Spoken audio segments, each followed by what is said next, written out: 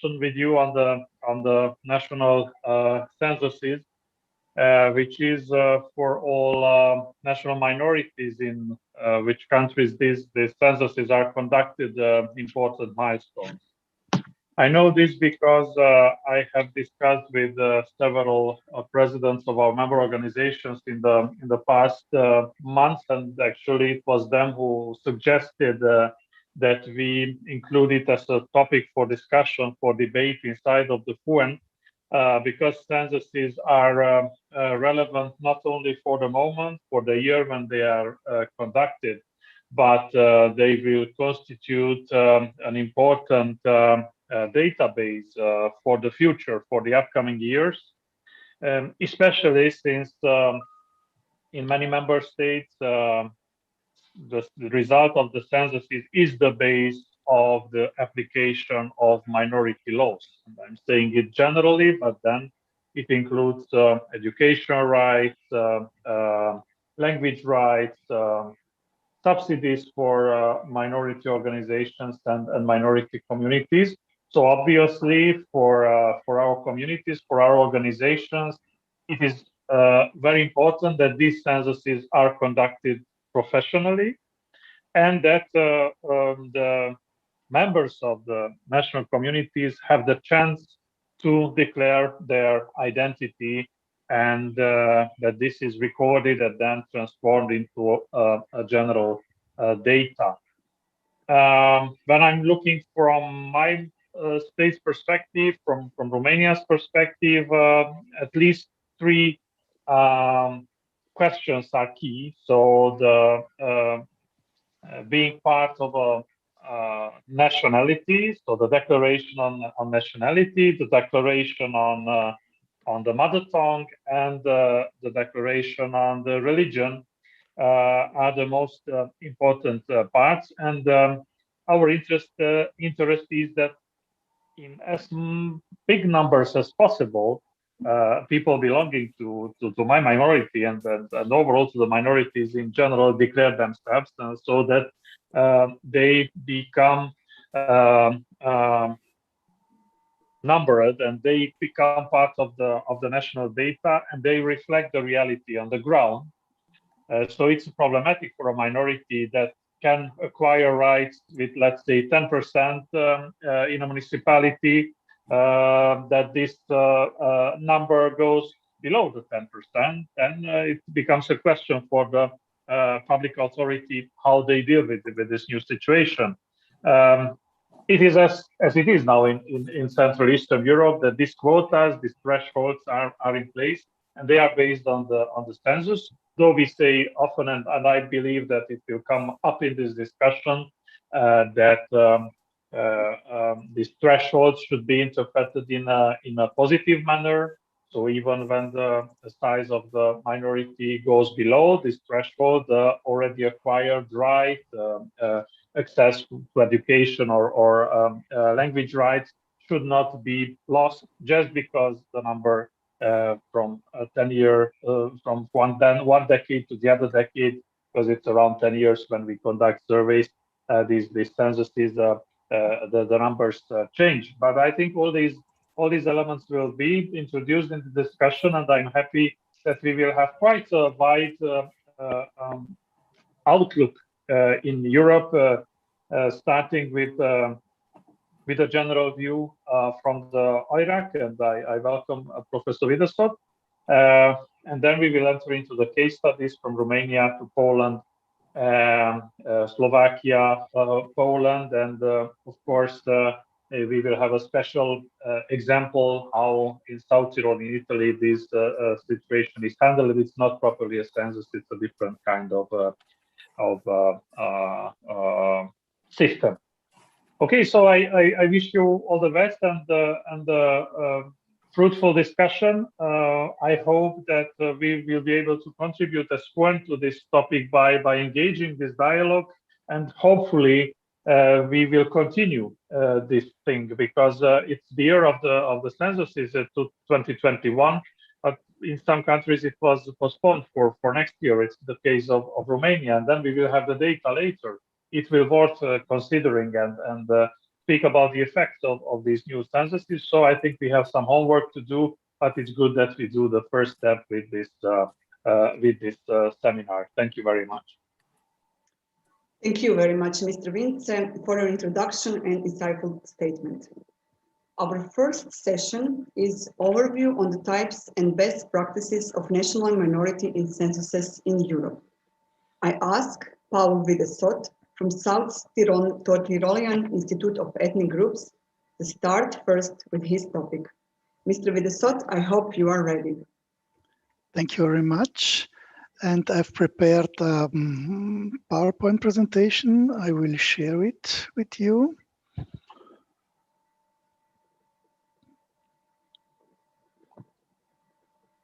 So I hope it is visible. Yes, thank you. Thank you very much. So, dear President of the FUEN, Mr. Vincze, dear participants, thank you very much for the invitation to intervene to this important webinar. My short presentation will be an overview on the types of national minority censuses in Europe, if they are best practices or not. It will emerge, I think, as part of the various case studies planned during this webinar. My presentation will consist in a discussion of 5 slides. The first one, which should come now, sorry, is this here, the year of the next scheduled census in Europe. As we all know, most of states in Europe will have it this year, 2021, but we already heard that some states, especially Romania, for example, but also Germany, postponed it, probably also the Kosovo, due to the COVID pandemic. And then we have in the next years, 2023, the census scheduled in Bosnia and Herzegovina and Moldova and Ukraine.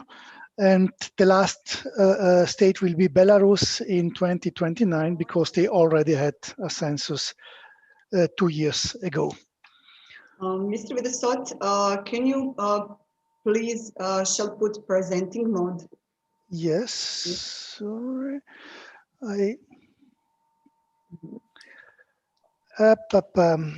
Probably you have to help me how to do it because I tried. It already started this presentation. So, our technical support could help us. It's not shared. We can see it, but we cannot. It's the PowerPoint in the background. So if you can. This one, yeah.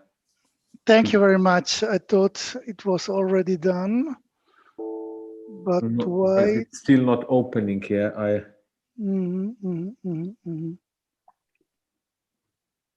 Share.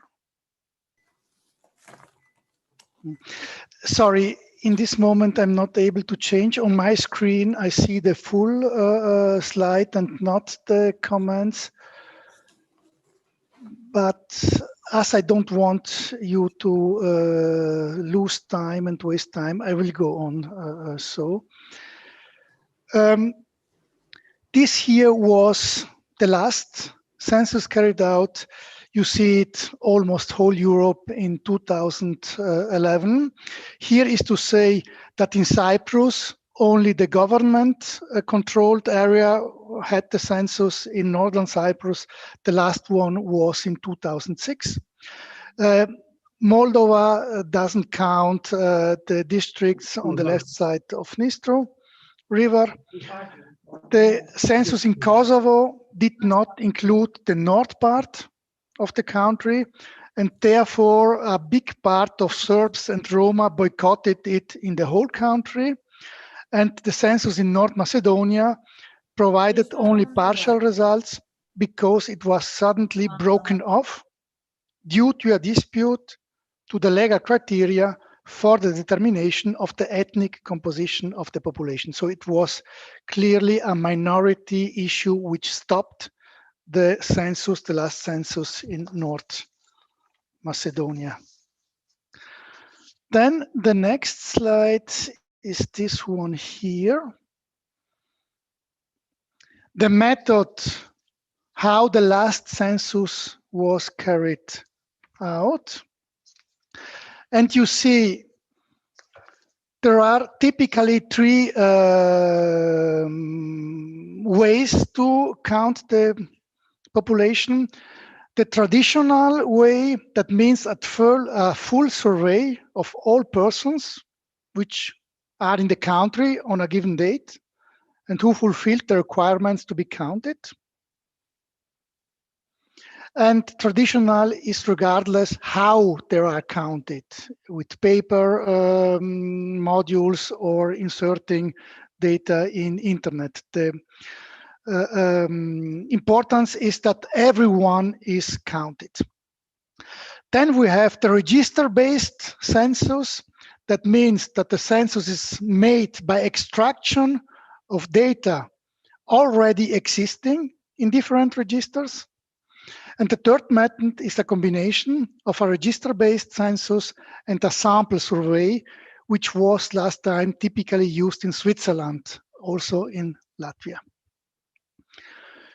The next card here, or map here, is how the next census is announced to be carried out.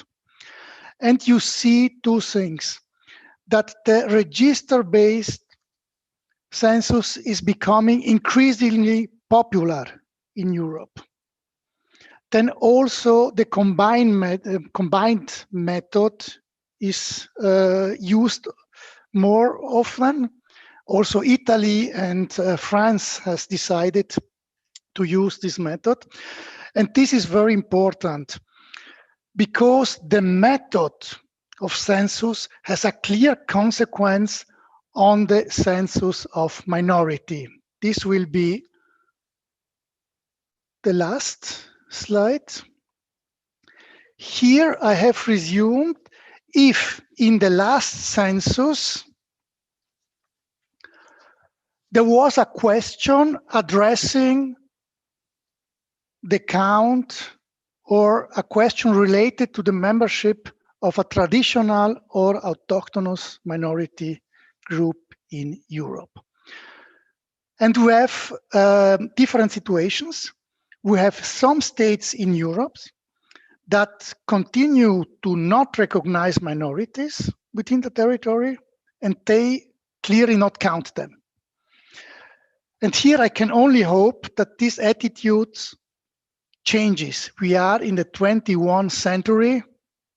It should not be any longer in Europe states that refuse to recognize their autochthonous minorities in the state. Then we have states that recognize minorities but don't count them, justifying this with privacy reasons or reasons of opportunity. This is typically the case in Scandinavian countries and in the German-influenced central part of Europe.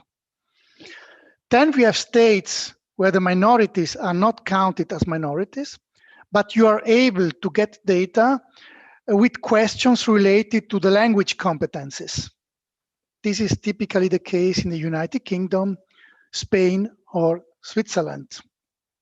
Then we have Italy, where minorities are recognized, but counted only in a part. South Tyrol in one way, and Trentino, as we will probably hear later, in another way.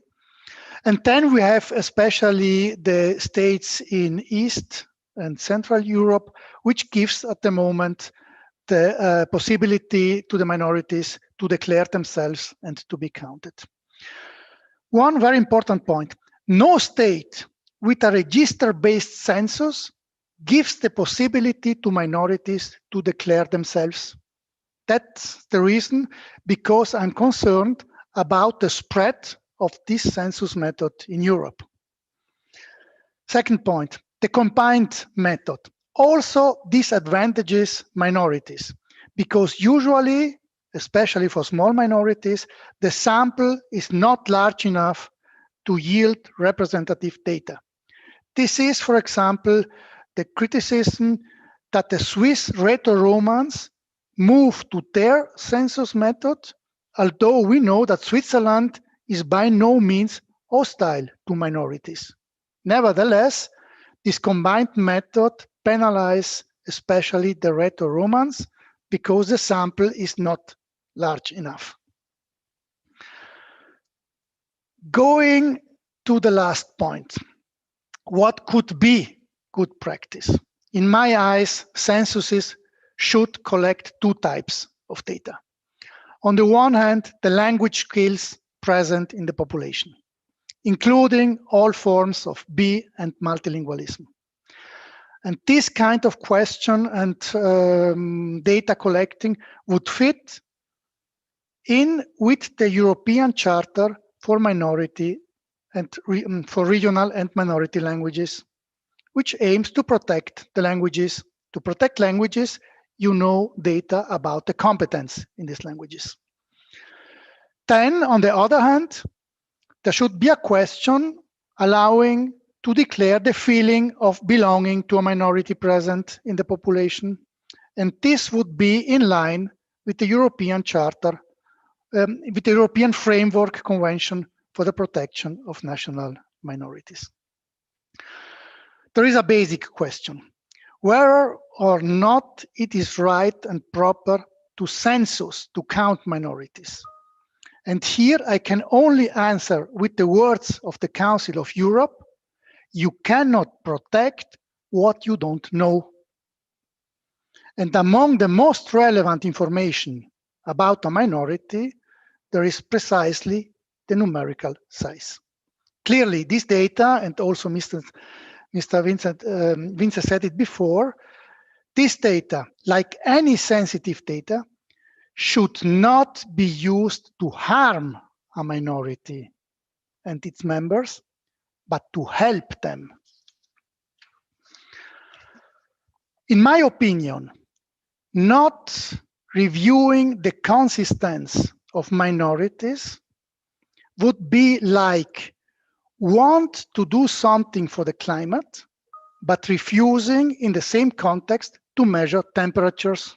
It's a contradiction in itself. So while waiting something to change in Europe, that every state give to its own autochthonous minorities the possibility to declare them, I recommend this publication. I think it's the publication which gives at the moment the most accurate and reliable information about the current size of minorities in Europe. Thank you very much for your attention. And unfortunately, as I said to Mr. Nackman, I have to leave immediately now because I came from another, but I would be very glad if there are questions to me. Please address them via email, and it will be an honor to me to answer you via email, because I'm very sorry, but I have to leave now. So thank you very much, Mr. Videsott, for your interesting presentation and your statements. This leads us to the next speaker, Tomasz from Romanian Institute for Research on National Minorities will present us case study from Romania. Mr. Kish, please. Thanks a lot for the invitation, and I also try to share my screen. I think that I succeeded already. And I would like to speak about the Romanian case, but first of all, I will have just a few sentences or phrases concerning the framework, my framework. And I will continue what already said the speaker before. For me, census classification and census practices should be understood in a larger political and discursive context. And for me, it's taken for granted that census figures are by default political and politically utilized. And this is why census figures and censuses are quite important for minority political actors or minority parties. And I think that Ralu and his co-authors provide us a quite useful framework through their concept of regimes of counting. And in their wording, a regime of counting is official classification, but meaning not only official classification at a technical level, but including the policy aims concerning diversity management, which lies beyond each census. And according to Ralu and his co-authors, there are four regimes of counting. First of all, counting to dominate. This is actually the traditional model of the nation states, where the very legitimacy of the nation state was provided by the demographic dominance of the titular majority. The second one is what was presented by the previous presenter, the so-called regime of not counting in the name of integration or in the name of the Republican idea of unity, and this is still dominant in Eastern Europe. The first one is counting in the name of multiculturalism, and this is embraced by minority actors. It's embraced actually also by FUEN and FUEN's partner. And the fourth one is counting to combat discrimination. And this is quite important because the new concept of indirect discrimination and affirmative action, as already it was said, needs data concerning the differences between groups. Actually, my argument is that in Romania, these policy aims are quite chaotic, and according to this, also the regime of counting and the methodology of the 2022 census is quite chaotic, because policy aims lying beyond the census are not clear at all, but they are constantly negotiated, and different actors, political and institutional actors, have quite different goals and quite different perspectives. Actually, the methodology of the census is shaped by these actors. And I would like to speak about state institutions and the position of the official statistical office, which in my interpretation is oscillating between a traditional nation-building approach and the new integrationist approach. The second actor is the European Union and some European institutions which push toward policies of affirmative action, but only in case of Roma minorities. And the third one is the position of Hungarian elites who, through RMDS, the ethnic party, the dominant ethnic party of Hungarians, have some political leverage being part of the governmental coalition. And actually the methodology, the existing methodology of the census is the outcome of these different approaches. So what about the state institutions and the position of the statistical office, which again is between a kind of nation building approach and an integrationist approach. One most important aspect is the inertia of the methods of counting in Romania. Practically, there were no changes in counting ethnicity since 1930. Where the first national census in the actual territory of Romania was carried out. This was an antithesis of the counting techniques used in the Habsburg monarchy, which was based on a self-proclaimed nationality and the mother tongue, which is understood as the language spoken most frequently during one's childhood.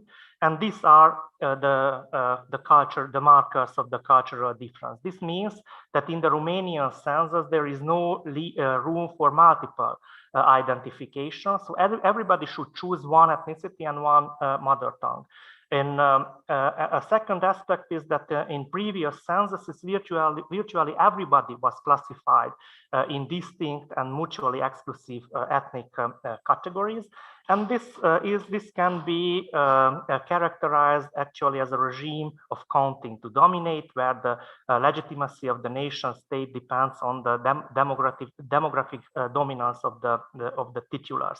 And this is not a unique case, because I think that the very stake of the censuses in the post-Yugoslav or in Soviet states, in Estonia, for instance, or in Macedonia, it's exactly the same.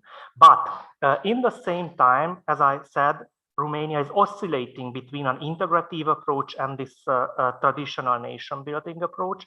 At the same time, there is no more commitment to count each citizen's ethnicity. And this is why the mixed methodology is actually used. And this mixed methodology, oscillating between a traditional census and the register-based census, means that one can be counted in three ways. First, online, through a self-administered questionnaire. Second, in traditional ways, through census enumerators with face-to-face interviewing. And third, as an ultimate register-based survey, or register-based post-census, where those who were not counted will be included in the census database based on register-based census method. So this combines the traditional and the register-based survey, which is highly problematic. In my opinion, it seems, and it is likely that the population will be undercounted in the first two phases.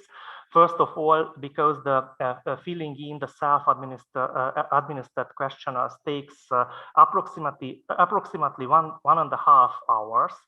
In the mean case, there are 3 separate questionnaires, but in some other cases, there are 5 separate questionnaires. And in the pilot counting exercise, only 4% of the population filled in the self-administered question. And the second aspect is that census enumerators are underestimated. The need for census enumerators is underestimated, and they are underpaid, severely underpaid. So this means that many people will be added to census database to this register-based post-survey or post-census, where several registers will be used. The base of the post-census will be the population registers, but also health insurance, pension system, tax registers will be used. But the major problem is that those who will be added in this third phase will have no ethnicity and no linguistic markers, and meaning that a high number of inhabitants won't have any ethnicity or cultural belonging. The second aspect is that policy considerations connected to the emerging regime of counting to combat discrimination are quite important. And this is because the ethnically targeted policies of integration are widespread, but only and push for affirmative action is widespread, but only in case of Roma. In case of other minorities, there are no EU funds targeting minority institutions or minority participation. And the Statistical Office too made a distinction between the Roma minority on the one hand and non-Roma minorities. And in case of Roma minorities, they signed a formal agreement with the Roma organization, which means that Roma activists will be involved in the first and the second phase of the census. So it will be facilitated to fill in the self-administered questionnaires, or Roma activists will be employed officially as enumerators. The problem is not that in case of Roma this exists, but the problem is that it does not exist in case of other minority groups, and that in case of other minority organizations and other minority activists, no such agreement was elaborated. So the last perspective is that of Hungarian minorities or Hungarian minority elites, and Hungarian minority elites would be actually interested in a traditional census and not in a register-based census, and this means in the actual situation that they are interested that in a situation where high numbers of answers will be received through self-administered or face-to-face questionnaires. But the problem is that no formal agreement is between the statistical office and those who run the Hungarian identity campaign. Because of the fact that RMD as a dominant Hungarian ethnic party has some political leverage, the legal framework is relatively favorable. This governmental ordinance which regulates the process of counting makes possible, at least theoretically, Hungarian language questionnaires, and it also says that proportions of minorities will be counted from those who are asked, not added from the register-based through register-based methods, but the actual organization and law implementation will depend on actual and ad hoc bargaining between Hungarian elites and the Romanian government, and it will depend on the actual political power and actual bargaining power of the Hungarian party. And at the present moment, it's absolutely not sure that questionnaires will be indeed translated as the law prescribes, and that the proportions which are at the base of law implementation concerning official language used will be really counted according to the governmental ordinance which regulates the census. So this would be in a nutshell the Romanian context, and again it's a combination of different perspectives and the constant negotiation between different policy goals, and this leads to a quite chaotic methodology and quite chaotic practice of counting.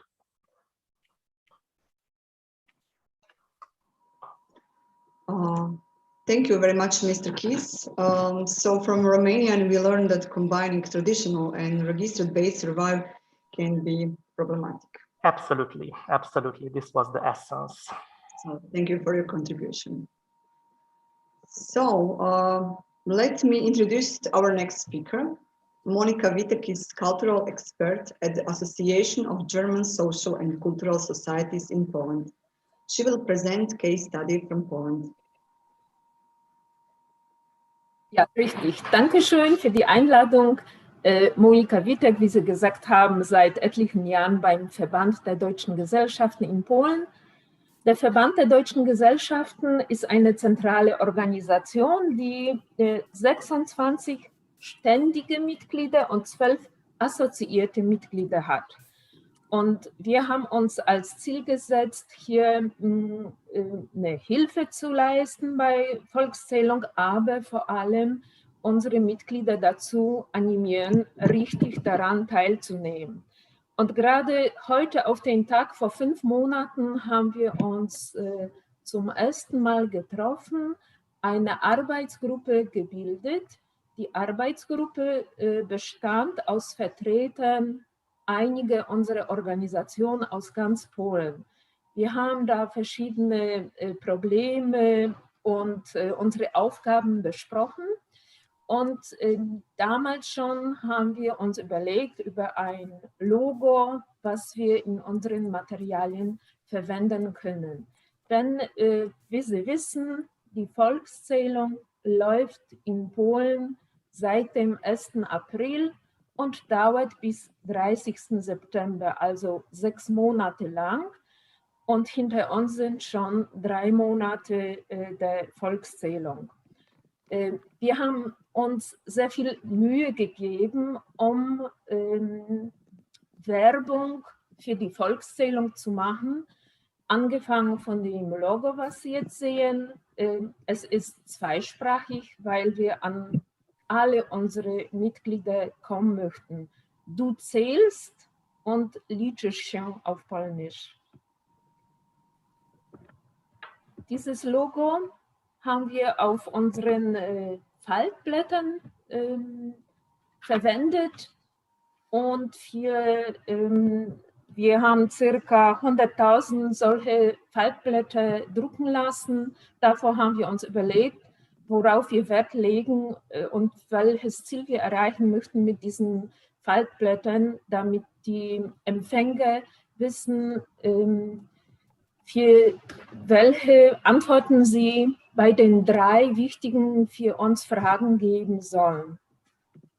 Und zum Beispiel, wir haben schon davor vor dem Redner gehört, welche Fragen die Minderheiten betreffen. Wir haben solche 3 Fragen, die uns als Minderheit betreffen. Einmal ist es, das sind jetzt alles Fragen auf Polnisch, weil die Volkszählung in Polnisch ja stattfindet und wir müssen auf Polnisch die Antworten geben. Die erste wichtige Frage ist, wir sollen aus der Liste angegeben 14 Nationalitäten auswählen, welcher Nationalität wir sind. Der letzte Vorschlag ist andere Nationalität und in diesem Moment oder in diesem Punkt besteht die Möglichkeit, noch andere Nationalität einzuschreiben. Die zweite Frage betrifft, zu welcher anderen Nationalität wir uns noch fühlen. Und die dritte Frage betrifft die Sprache, die man gewöhnlich zu Hause führt. Und bei dieser Frage waren nur 3 Antworten. Die erste war nur Polnisch, bei der zweiten Antwort Polnisch und andere.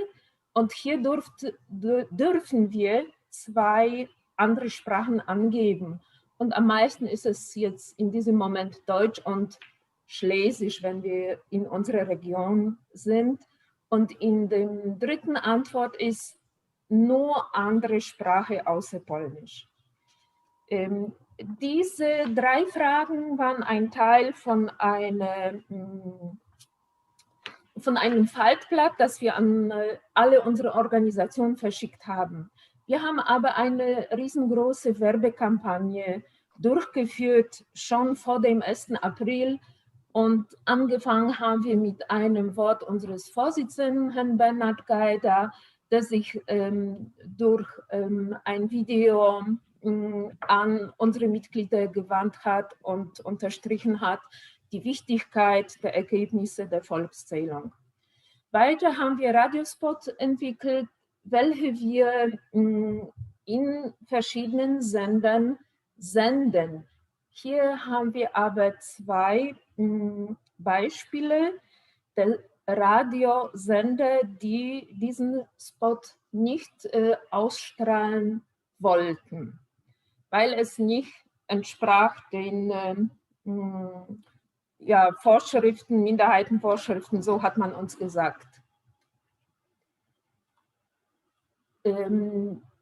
Bei unserer Werbekampagne haben wir uns auch ausgedacht, dass wir kurze Videos mit Personen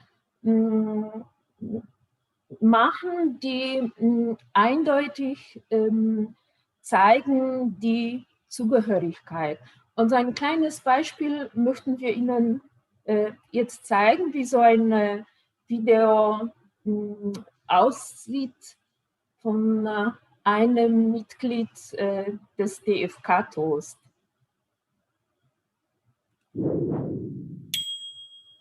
Ich muss sagen, ich habe das schon gemacht. Für mich ist es selbstverständlich, weil ich in der deutschen Kulturidentität seit Kindheit an aufgewachsen bin. Ich habe ja mit meinen Eltern und meiner Oma zuerst Deutsch gelernt und dann erst Polnisch im Kindergarten. Und das ist für mich eigentlich stolz, als Deutsche zu sein. Manche Videos sind nur auf Polnisch oder zweisprachig, aber auch Deutsch. Wir möchten an viele Empfänger herankommen. Natürlich nutzen wir auch die Printmedien, unsere Zeitung, der Deutschen Wochenblatt PL. Da erscheinen regelmäßig Artikel, Informationen über die Volkszählung. Es werden auch verschiedene Personen interviewt, um die Leute dementsprechend dazu animieren, die richtigen Antworten auf die 3 wichtigen Fragen zu geben. Im Internet, auf unserer Internetseite, haben wir ständig neue Informationen, wie die Volkszählung verläuft. Jetzt vielleicht so etwas Privates. Die Volkszählung ist in Polen, wird nur online durchgeführt. Einmal dürfen wir uns selber eintragen, aber es gibt Volkszähler, die Leute, die Bewohner anrufen. Und im VDG haben wir einen Kollegen, der als Volkszähler ist und meint, es gibt Schwierigkeiten bei Durchführung dieser Art von Volkszählung, weil die Leute erstens die Telefone nicht abnehmen und wenn sie mit dem Volkszähler sprechen, haben sie Angst, weiter die Information zu geben. Und, aber ab heute wurde eingeführt, dass die Volkszähler nach Hause gehen dürfen. Ich bin auch ziemlich aktiv. Es gibt in unseren Ortschaften deutsche Freundschaftskreise, wo viele Personen engagiert sind und freiwillig den Personen helfen, den Zensus durchzuführen. Und es ist interessant, einmal mit den Personen zu sprechen, aber dann, wie sie zu der ersten Frage nach der Nationalität kommen. Und oft muss man ja einmal eine Überredungskunst haben und dann erklären den Personen, welcher Unterschied zwischen Staatsangehörigkeit und Nationalität ist. Ich denke, die Leute haben vielleicht noch Angst, sich zu der deutschen Nationalität zu bekennen. Und wir werden sehen, wie das weiterläuft. Es sind noch 3 Monate von der Volkszählung und wir hoffen, dass wir ja, für uns positive Ergebnisse der Volkszählung haben. Ich bedanke mich für Ihre Aufmerksamkeit.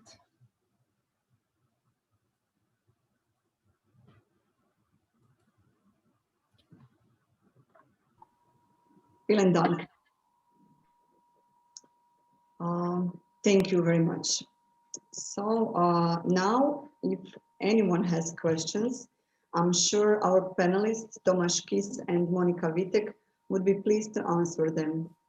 Unfortunately, due to limited time, I have to choose only 3 of them. So if you have a question, please raise your hand and unmute yourself. You can also submit questions via chat.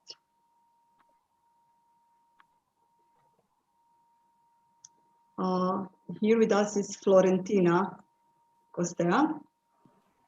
Hello. Hello. I'm from Romania, representing the Romanian community from Romania. The Romanians are a small community spread in several Balkan countries, and we have a specific situation here in Romania. In 2002, it wasn't possible to count the number of our minority group. In Romania, we are not recognized as a minority, but till 2002, it was possible to be counted in the census.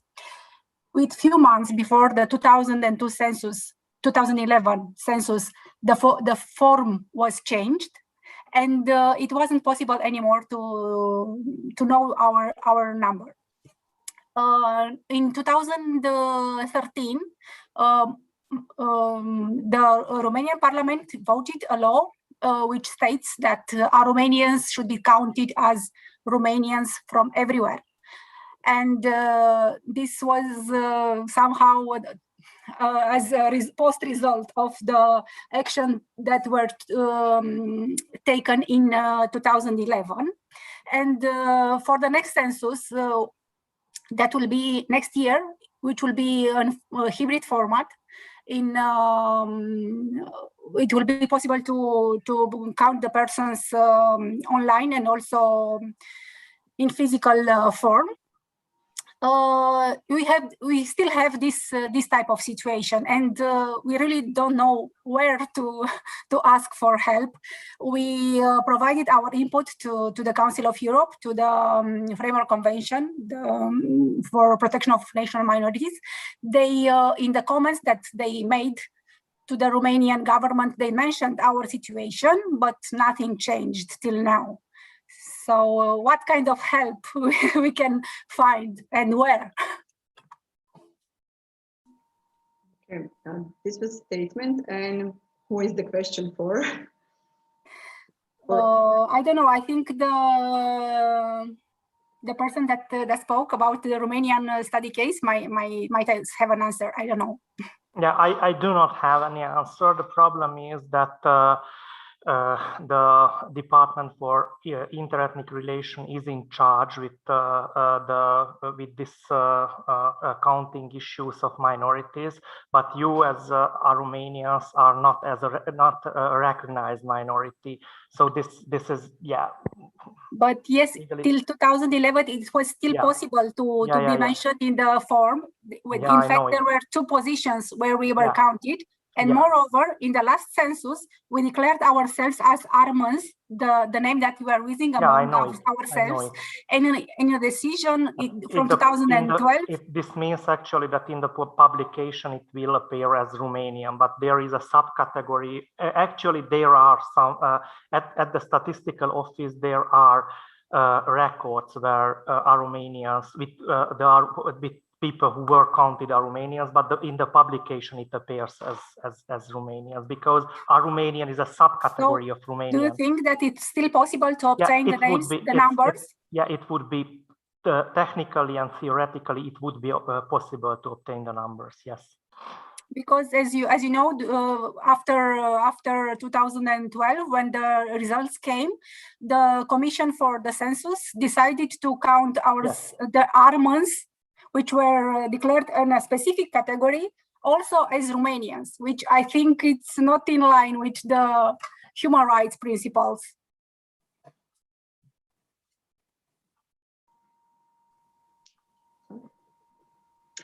So thank you for your question, and Mr. Kisha for your answer. If there are no more questions. No more There's questions. one more, I think it's. Can I? Terika Fudulia. Yes. I don't see raising hand. Okay. Terika Fudulia. Thank you. What I want to complete regarding what my colleagues just say is that at the last census, we declare ourselves like a different ethnicity in Romania.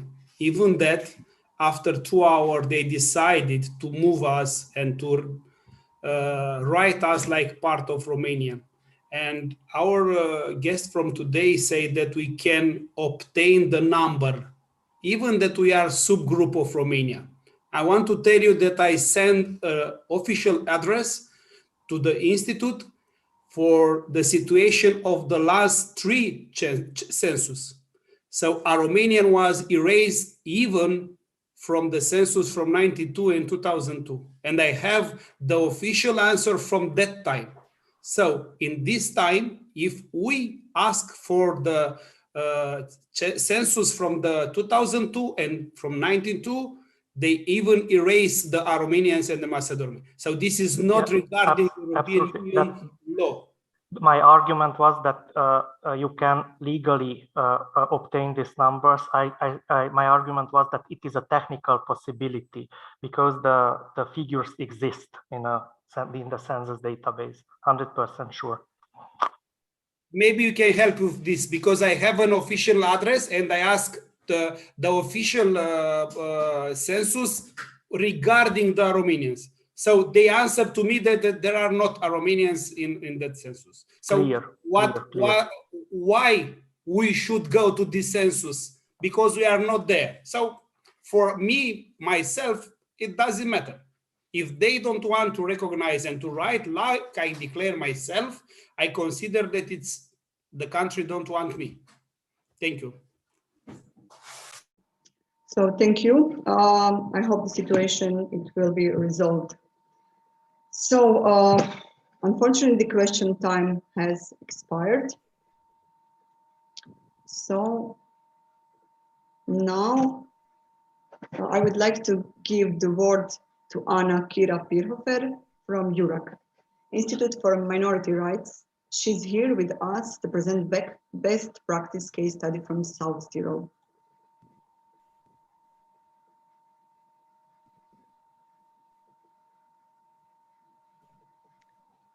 So dear all, thank you very much for the invitation. I'm very glad to have the possibility to take part of this important webinar today. And I would like to give you an overview of the census in South Tyrol. So first I want to give you a short introduction of South Tyrol. So Italy has 20 regions, of which 15 are with ordinary statute and 5 with special statute. South Tyrol is one of them, and all these 5 regions live language minorities, and the special regions differ from the ordinary regions regarding their constitutional rank, their finances, relationship with the center, and their competences. So South Tyrol's autonomy model today is considered one of the most successful power sharing arrangements in the world, and thanks to its far-reaching autonomous powers and its implementation mechanism. At the beginning of the 20th century, South Tyrol was part of the Austria-Hungarian Empire and was annexed by Italy following the 1919 Treaty of Saint-Germain. And after the fascists came into power in 1922, South Tyrol had to suffer a strong Italianization process, which included the prohibition of German language schools, and family names were changed from German to Italian. Second World War, the Gruber de Gasperi Agreement of 1946 between Italy and Austria guaranteed autonomous legislative and executive powers, and also regulations to safeguard the German minority.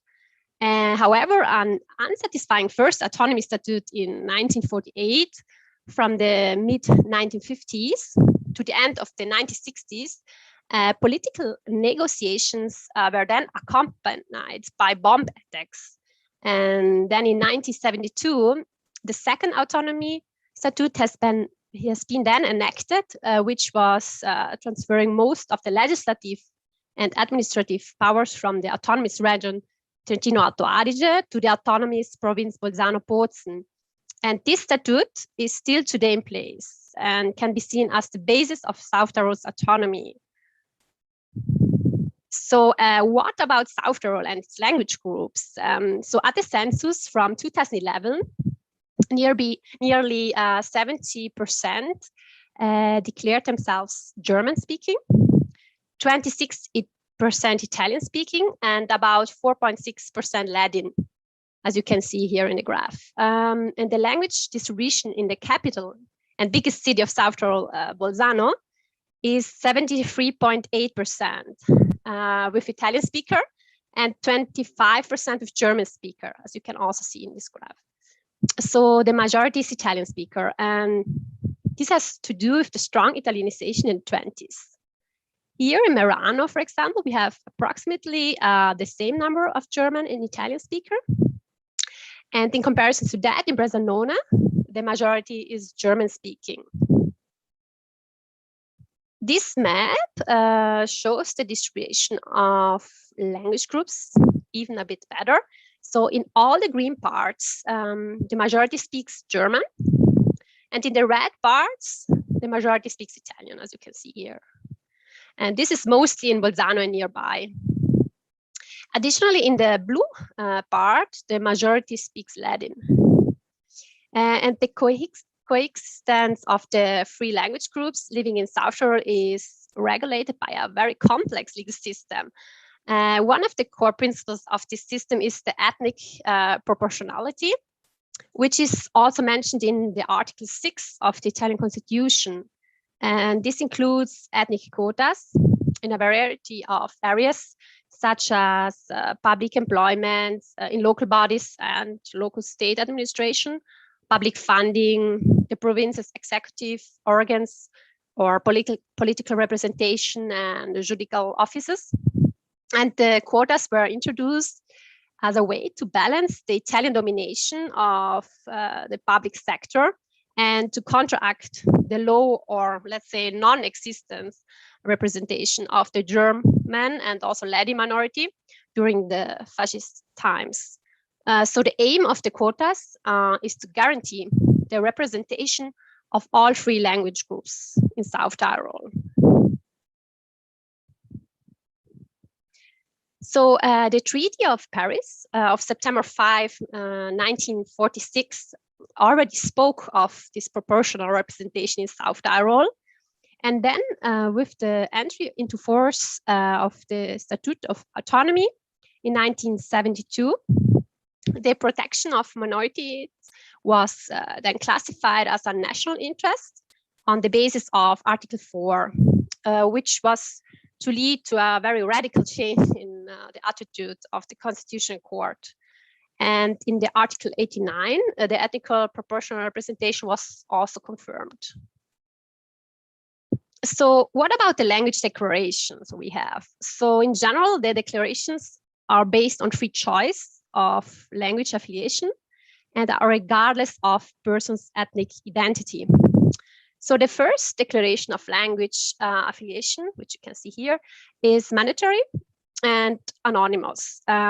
It is conducted as a part of the Italian census and is used to determine the numerical strength of each language group in the province, and also to allocate then public funding and public employments. And the second one, the one you can see here, is a voluntary and in principle not anonymous.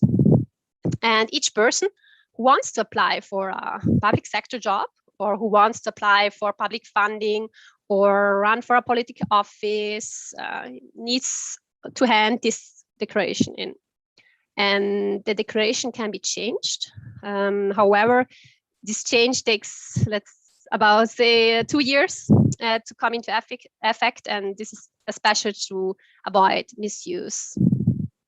And in 1991, a fourth affiliation was added to the three existing ones of German, Italian, and Latin. And this category is the category of other. This category was introduced particularly for those people who, for one reason or the other, do not want to affiliate with one of the traditional three languages groups. However, if a person who declared themselves as others wants to apply for a public sector job or for public funding, they still need to affiliate to one of the three traditional language groups. And therefore, this category of the other has been criticized as being insufficient and merely symbolic. So the quota system is based on a numerical strength of language groups. And in the past, a census was made every 10 years. But since 2018, the census takes place now every year in October. And now not all households are surveyed anymore, but only a sample of them. And however, the declaration of linguistic affiliation is still only calculated every 10 years and will take place also this year. Employment in the public sector must also be proportional to the affiliation of language in the census. And however, in recent years, the quota system in public sector employment has been handled more flexible, mainly out of necessity, particularly for highly skilled jobs. There can be occasions where no suitable candidate for one language group is found, and therefore the job can be allocated to a suitable candidate from one of the other language group. And this happens especially with doctors, as we have a shortage of doctors in South Tyrol. And in this case, we can say that know-how is seen more important than the language competence. So the reason, let's say, while other pillars of South Tyrolean autonomies are now accepted by almost all political parties, proportional representation still provokes debate sometimes. And the reason for it is that since the quota system was introduced, the social and political situation in South Tyrol has changed considerably. This is firstly because an increasing number of people, be they with migration background or from mixed marriages, or identifying with more than one of the language groups, have claimed that they no longer feel represented by any of the three official language groups. And therefore, they see the requirements of a language declaration is kind of discriminatory.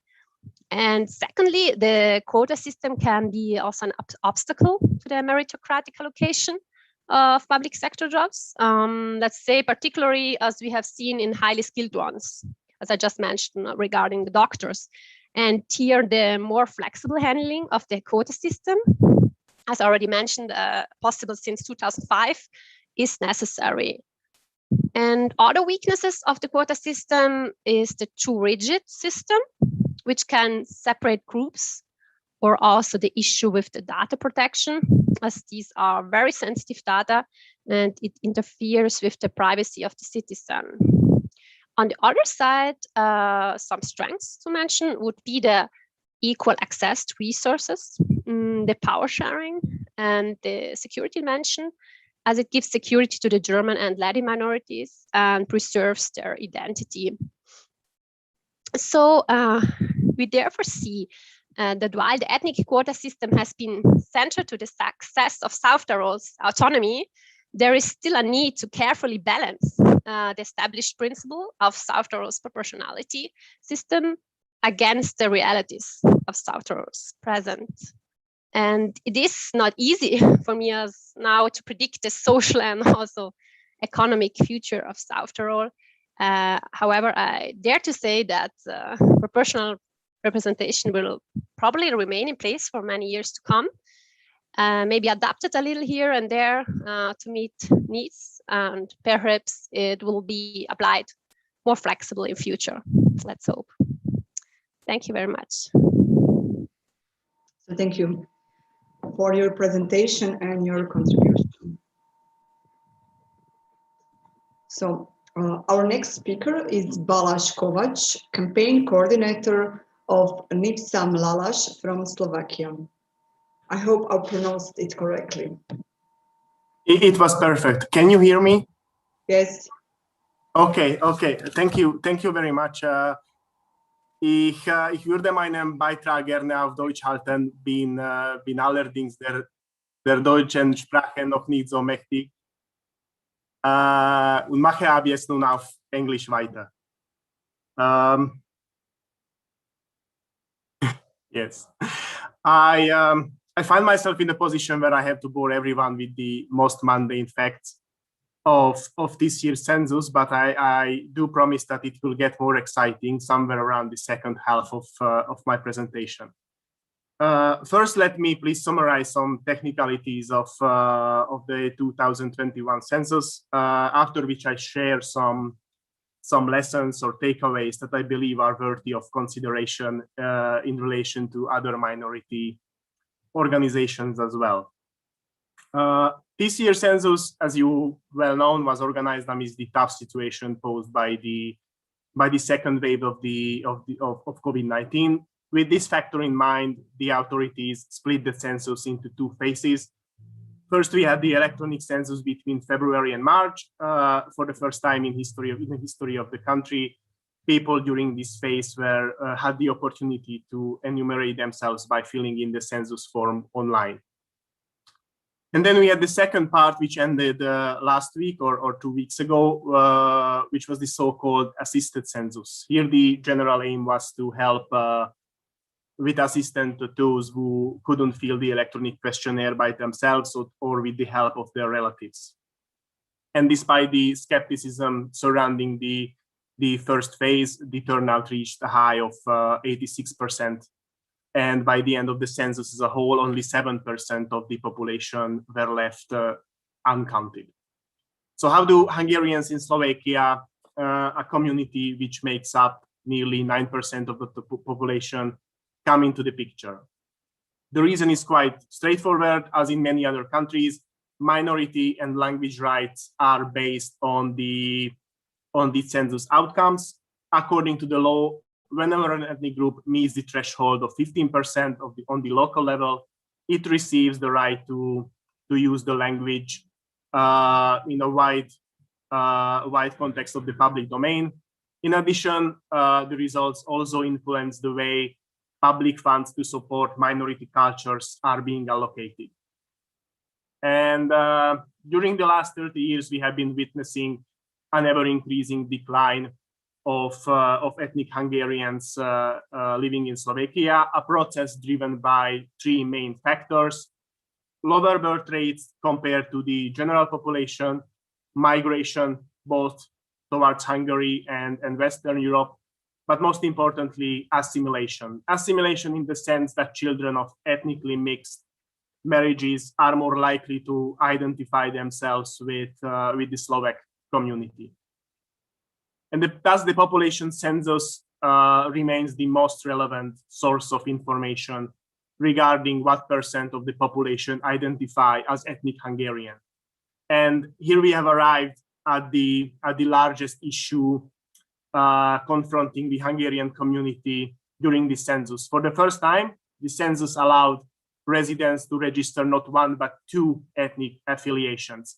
So instead of defining ethnicities as mutually exclusive, the opportunity was granted to choose different ethnicities at the same time. But you could be, for example, both a Slovak and a Hungarian at the same time on this census.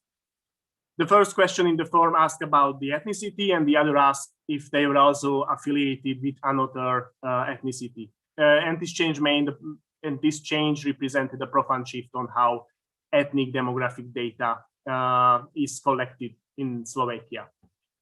The proponents of this method have argued that it provides an opportunity to those who predominantly identify as Slovaks, but are willing to register their roots as a second ethnicity, thus boosting the number of minorities that have been shrinking for decades.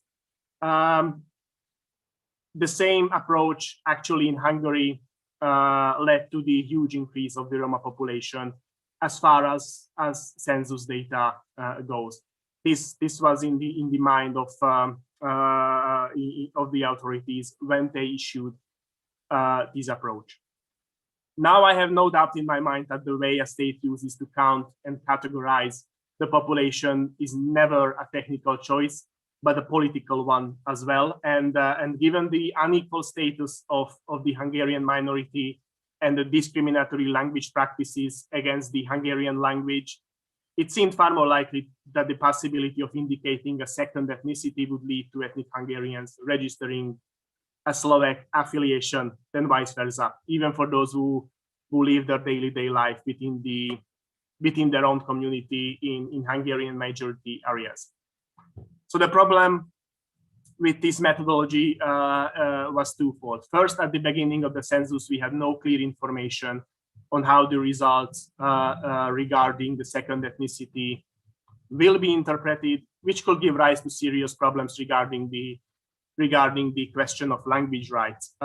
For example, no one knows whether those who have expressed a second ethnicity will be taken into account when it comes to granting the language rights or not. Moreover, as Tomasz already explained in a far more nuanced way than I could ever do, the census outcomes can be used to frame different policies and legitimate political, let's say, positions. Now there's a possibility for the state to use this ambiguity that might come from a high number of people with dual ethnicities to underscore the demographic presence of Hungarians. And the threat here is that different interpretations, different readings of census data can be indeed used to justify different minority policies. For example, the bargaining power of the Hungarian elite might be weakened. So we had this issue in mind when we were designing our campaign. It was our top priority to put out the message that it is in our best interest to register our ethnicity primarily under the first question. So what were we trying to accomplish? One of the key objectives was in our campaign to fill the void the state left in creating a Hungarian language information campaign about the basics of the census. And although the form itself, the questionnaire itself was available in different minority languages, including Hungarian, there was no information dissemination on the side of the Slovak authorities in minority languages. So we created a web page and social media channels to provide general information about the census. The second key objective was to urge Hungarians and people of Hungarian origin to register their ethnicity on the census. There are various reasons for us to do so. First, as someone already mentioned previously, some people confuse the concept of ethnicity and nationality. And many people did not understand that they could indeed register themselves as ethnically Hungarian while being Slovak citizens. And secondly, and this is the main driving force behind assimilation, Hungarian language is made to be seen as socially useless, while the majority Slovak language is perceived as far more, let's say, socially prestigious and the language of advancement of upward social mobility. I'm sure many other minority communities suffer for being seen as provincial and backward. The same thing applies in our case. The challenge here is that how do you counter these claims or this image, or may I say stigma? Our answer to this challenge was an influencer-based campaign. So to spread the message through individuals who enjoy a great deal of attention and fame and are able to make a case that belonging to a minority community is indeed self-evident, but not only self-evident, but something of great value. And I'm not trying to, reinvent the wheel here, but personal storytelling has shown to be the most effective approach. Just to show you one example, let me share my screen with you.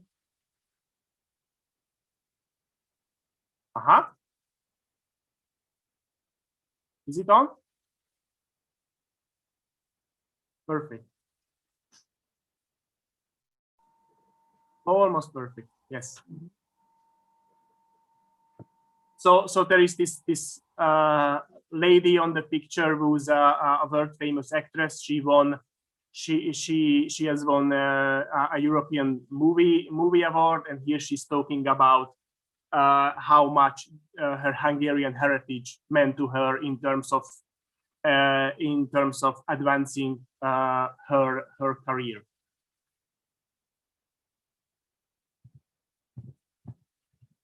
Okay. Just a second. Okay. And moreover, a further challenge was represented in terms of older people's participation in the online census, which was, can be sometimes challenging to the elderly. In this case, we have encouraged an approach based on solidarity between generations, and urged young people to help with filling in the questionnaire. And so let me show you the animation video we made to further the same. There are English subtitles to it.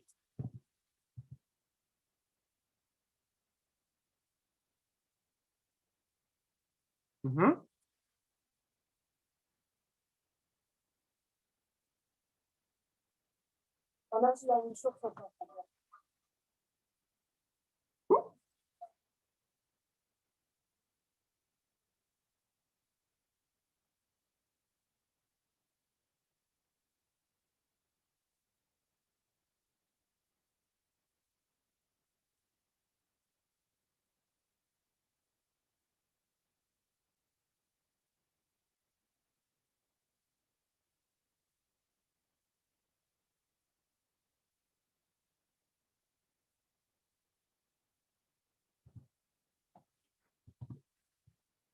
Okay, I hope it worked. This idea could be an inspiration in case there will be another lockdown. So I hope it won't be, and we will have a great summer and even greater countings. So, and with that, I will thank you for your attention. And in case you have any questions, please reach out to me. Thank you very much. Thank you. I visited your website. It's really inspiring. So thank you for your interesting story. Now I would like to give the word to Tomasz Pustówka, Vice President of Congress of Poles, which will present good practice from Czech Republic. Mr. Pustówka, please. Welcome to everyone. Thank you for the chance to speak to you.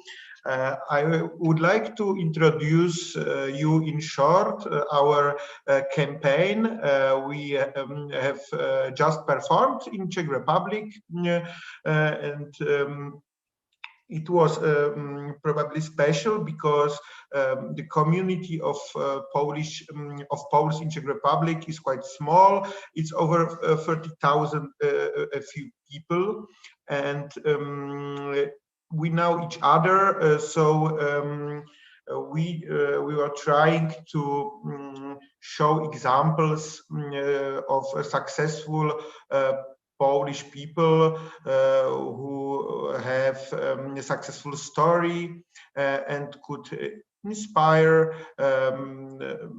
others, especially young generation, which is not probably so much motivated as the older generation to declare their Polish origin. Of course, I think the reasons why the census is so important for us is quite similar to my colleagues who were speaking before me. To be like precise, I would like to emphasize two particular rights. We have directly connected with the result of census, and results of census have direct impact on these particular rights. It is especially the right to use of traditional place names in minority language, which applies to municipalities where Polish nationality and inhabitants exceed 10% of population. Yeah, the first particular right, and the second right is the right to establishment of a committee for national minorities, which is obligatory in municipalities where Polish nationality and inhabitants exceed 10% of population. Of course, there are also many rights and so-called benefits which are directly connected, like indirectly connected with the result of census. That's why our community is very motivated to get a very good result in the census, as you probably know from your experience. So we were preparing for the campaign for many months. In the end of the day, it was completely different than we expected because of the COVID lockdown. So we didn't have contact campaign at streets and in personal contact, but we focused on online campaign, especially on social media and also on traditional medias, minority medias, which we keep in our control, and we can use to influence people who are who regularly have contact and access to these medias like newspapers, TV, radio, and such things. But the most the biggest focus was in social media. We created a few videos which were promoted on YouTube, at Facebook, Instagram, and other places. And as an example, I would like to show you one of these 6 videos with some comment, because it was like the good example of our approach to the campaign. We were trying to show 6 successful entrepreneurs, people who are Polish and declare Polish nationality, but are also Czech citizens, and they were successful in their careers, and I wanted to share their example with the others. So I would like to share the screen with you. Hopefully we can do it. Okay. Okay.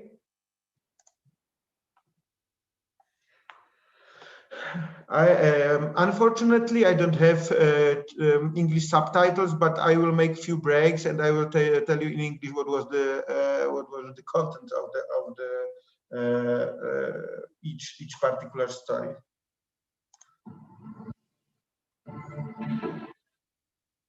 W tym biznesie liczy się innowacyjność.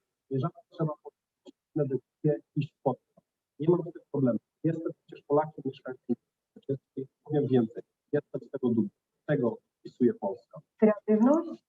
So the first example is a person who is entrepreneur and he sells electric bikes. And he says that innovation for his business is important.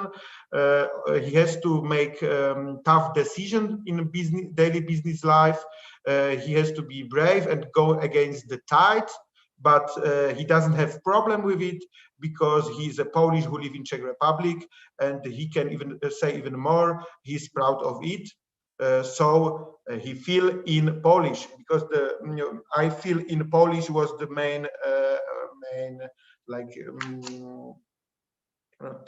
main motto of the whole campaign. Kreatywność jest chyba najważniejsza w moim zdaniu. Skąd ją biorę? Przecież mieszkam na Wrocławiu. Bardzo chciałabym, żeby moja mała ojczyzna zachowała taką wspólność, dlatego w następnym spisie istnieje Polska. Yes, the second person is an artist. She talks about creativity. She says, creativity in my work is the most important. Where do I get it? Though I live in Zaolzie, I take it from its diversity. I really want my small motherland to preserve its diversity. Therefore, in upcoming census, I feel in Polish. Wymyślać nic nowego. Najważniejsze przystroje ludowe, tak jak robili to nasi przodkowie. Szacunkiem do przeszłości, do tradycji. Bez tego szacunku zaniknie zawód i my zanikniemy. Dlatego w spisie ludności wpisuje Polska. Yes, the third person, she is a person who's sew folk costumes. She says that the most important is to sew folk costumes as our ancestors did, with respect to the past and tradition. Without this respect, my profession will disappear and we will disappear. Therefore, in upcoming census, I feel in Polish.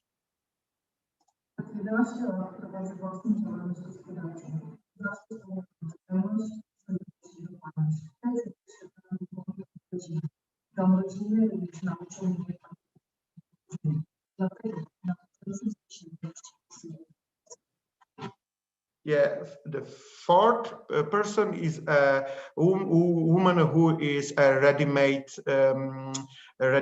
company's seller. She says that she is running her business for more than 11 years. She relies on reliability, care, and precision. This behavior was prevailing at her home. At home, she was also taught to remember about her origin. Therefore, in upcoming census, she feel in Polish.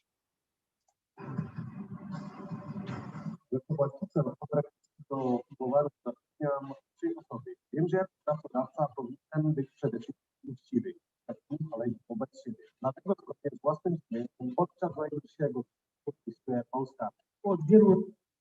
Yeah, the fifth person is an owner of a small brewery. He says he employs 3 people. He knows as an employer, he has to be honest. He has to be honest to his employees and to himself. Therefore, consistently to his conscience in upcoming census, he feel in Polish. Wraz z braćmi wspieramy finansowo, a nie tylko finansowo, ale osobistym zaangażowaniem różne projekty, które mają na celu zapewnienie. Ja to jest częściowe wpłacenie długu wdzięczności wobec Polski, wobec tego, czego nie otrzymałem.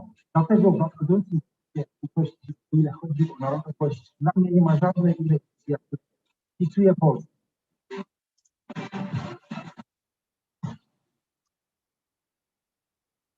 And the last person is an investor and a very successful businessman. He says that since a long time I have been together with my 2 brothers financially, and not only financially, supporting projects and activities which aims to preserve our identity. Personally, I perceive it as a payoff of debt, of gratitude to Polish community in Zaolzie for everything I have got from it. Therefore, in upcoming census, there is no other option for me than fill in Polish.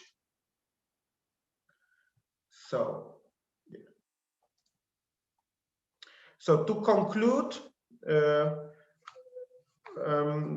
it was the example of our campaign we were performing, and in the end, I want to stress some risks we see in the Czech census system. As some of you, my colleagues who were talking about this before me, we do not have obligatory nationality declaration. So a lot of people do not declare any nationality, any ethnicity. And the second risk is that there is a possibility to declare 2 nationalities. As you probably can imagine, there arise problems with interpretation of results, because if some authority wants not to interpret the result in favor of Polish community, can just separate, for example, the binational people, like to separate group and not to add it to, for example, Polish national community, or also, and there also not count in a very significant group of people who do not declare any nationality. So it is a big problem, because the threshold of 10% is in the end of the day counted from people, from all citizens, not only from citizens who have declared their nationality. Yeah. So that's my presentation. If you have any question, of course, I'm open to answer. So thank you, Mr. Pustówka, for your presentation. So as we've seen in Slovakia and Czech Republic, citizens are encouraged to participate in the census by filling an online form. This is done with informative videos and convince the minority of the importance to take part. We will do the same in Croatia, where we have a census in September this year. So we have now a session for questions and answers. Now our guest speakers, Pirhofer, Balázs, Kovács, and Tomasz Pustówka will answer questions from the audience. So if you have a question, please raise your hand.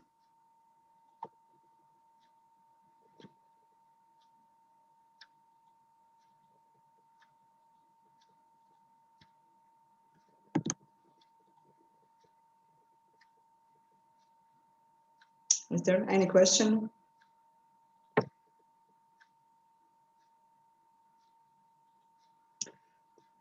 So if there are no more questions, I will. There is one question. Sorry, there's one question. I don't see.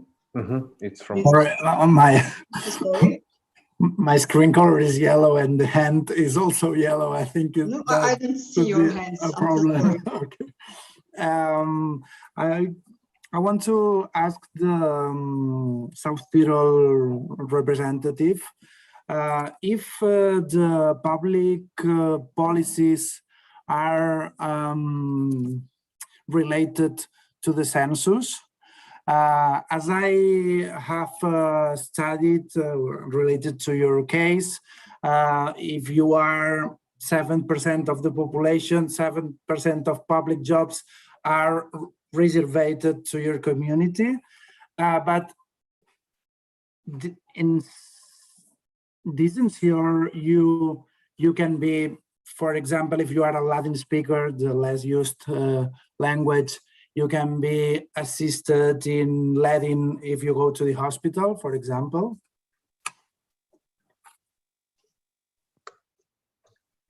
So in general, when it comes to politics, I think it was your first question.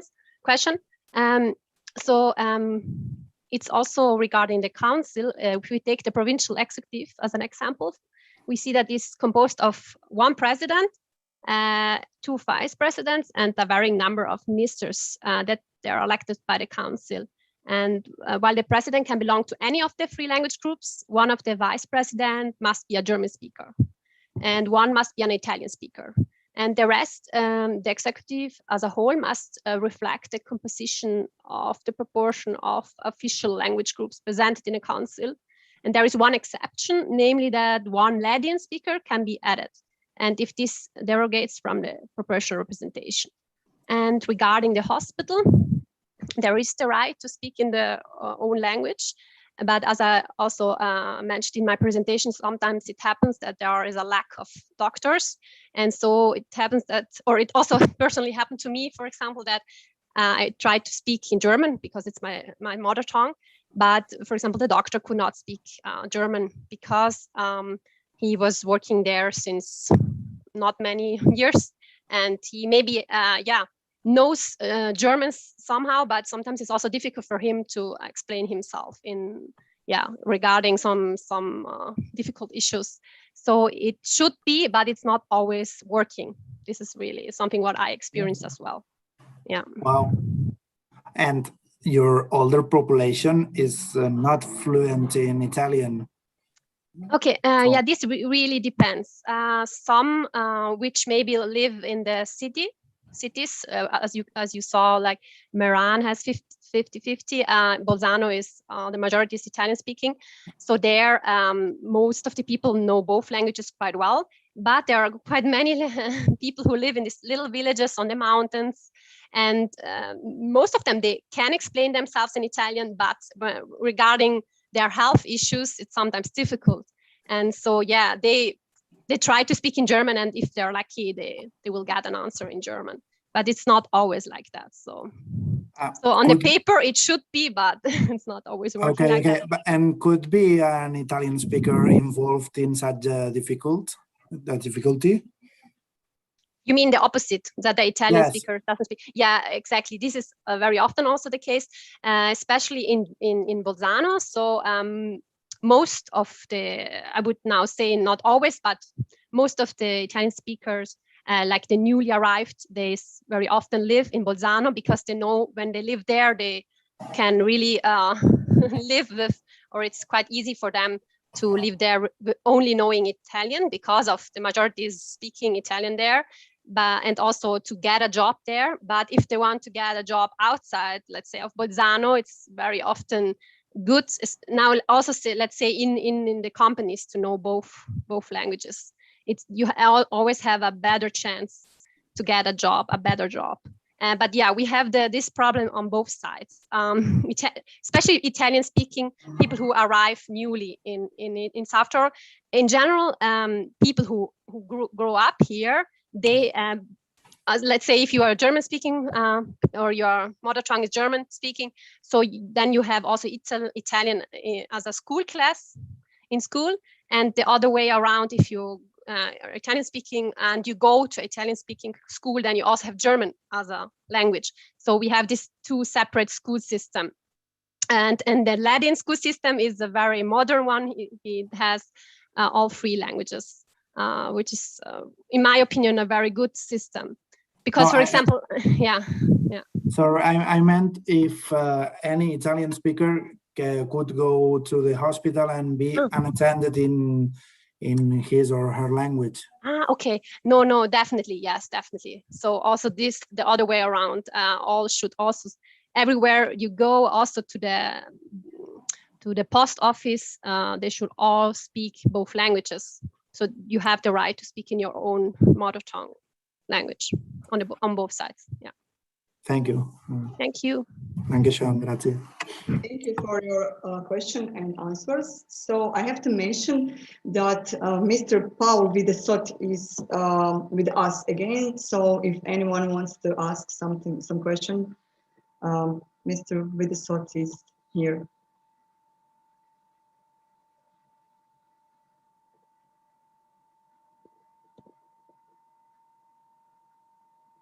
So, is there any question? No? Oh. Okay. If there are no more questions, I will continue. Hello, Tanja. Eva has a question. Sorry, Eva. Man kommt ja durcheinander mit Handheben noch nicht. Genau, eine kurze Frage hatte ich an Herrn Balázs. Nämlich, wir haben ja jetzt verschiedene Beiträge gehört, wie in den Ländern die Minderheiten sich vorbereiten auf die Volkszählung und dadurch ja auch die ungarische Minderheit in der Slowakei. Und ich fand es interessant, was Sie gesagt haben, dass die das geschafft haben, die Möglichkeit zu präsentieren, dass die zweite Zugehörigkeit angegeben werden kann. Viele wünschen sich das genauso eben der Assimilierung, was bei der Minderheit und Mehrheit passiert durch die Doppelehen und Mischehen. Vielleicht können Sie uns auch noch ein Beispiel geben, wie Sie das erreicht haben, dass wir vielleicht für die rumänische Minderheit auch eine Idee, wie man dann diese Lobbyarbeit betreibt und wie kommt man dazu, dass man angehört wird. Dankeschön.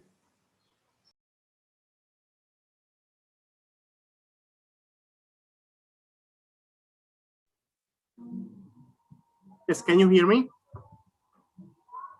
Okay, I just need to clarify one thing. It wasn't the aim of the Hungarian representation. It was something contrary to the will of the Hungarian elites.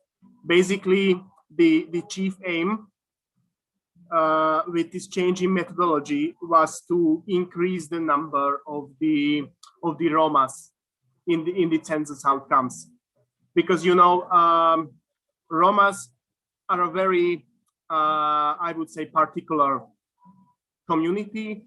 They don't have an overarching national consciousness, but of course there's some level of consciousness among them in terms of them identifying themselves as Romas. But I don't think we can talk about a fully developed national consciousness in their case, because many Romas identify themselves as either Hungarians or Slovaks, and only a tiny minority of them claim themselves to be as Romas. So this was the main idea behind this change of methodology. But really, it is something that most, the tiny minorities in this country welcome.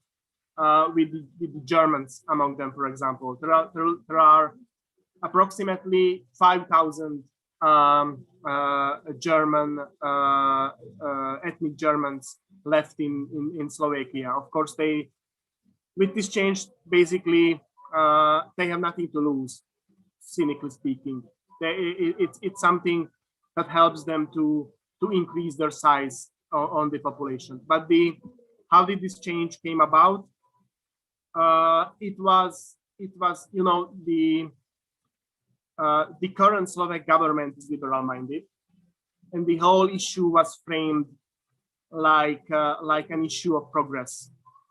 It was framed as granting opportunity to people of mixed heritage as a way to represent themselves during the population census. So this was the general framework how the whole issue was sold to the public. But again, I need to emphasize that it was contrary to the will of the majority of the Hungarian elites because of the problems I mentioned. It leaves too broad space for interpretation. When you are trying to advance the case for bilingualism, for example, in a town where there's a majority of Hungarians, but according to this new census, let's say 80% of the population also claim to be Slovak as a second ethnicity. Your bargaining power is simply reduced due to the high amount of people with a second ethnicity. I don't know if I'm making myself clear with this point right now.